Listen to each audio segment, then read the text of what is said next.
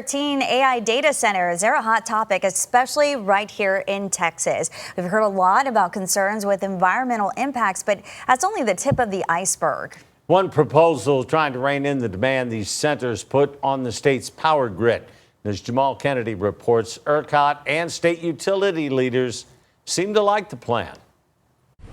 Legislature has lots of ways to address this issue, just not yet. The Texas Senate Business and Commerce Committee heard from 3 voices on the reliability of the Electric Reliability Council of Texas, or ERCOT grid, especially as it pertains to whether additional legislative changes are needed to strengthen the energy market. We still need to continue policies that ensure that the infrastructure costs for transmission growth that is caused by large loads is paid for by large loads. According to Ed Hurst with the University of Houston, data centers consume about 10 gigawatts of power from the Texas grid. In your eyes, what can be done legislatively to maybe kind of hold these data centers, these corporations in check about the amount of energy that they consume from the grid?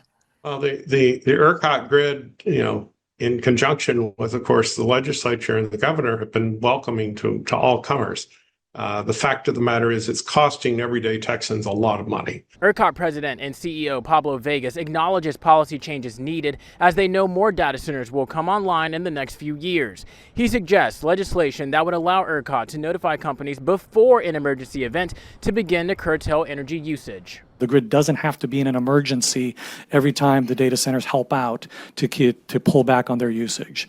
That would be, I think, a preferred way optically to operate the grid. Right now, Senate Bill 6 passed during last legislative session establishes a way to plan for interconnection operations and costs related to providing services to these large-scale load users. Senate Bill 6 was not even a real Band-Aid. But it is going to ultimately be up to the legislature to come up with the specific mechanisms by which the state reins in the growth in data centers.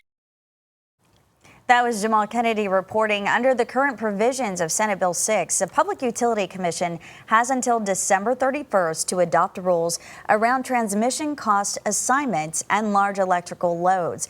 It's also worth noting that Governor Abbott has called for changes on how data centers are regulated here in Texas.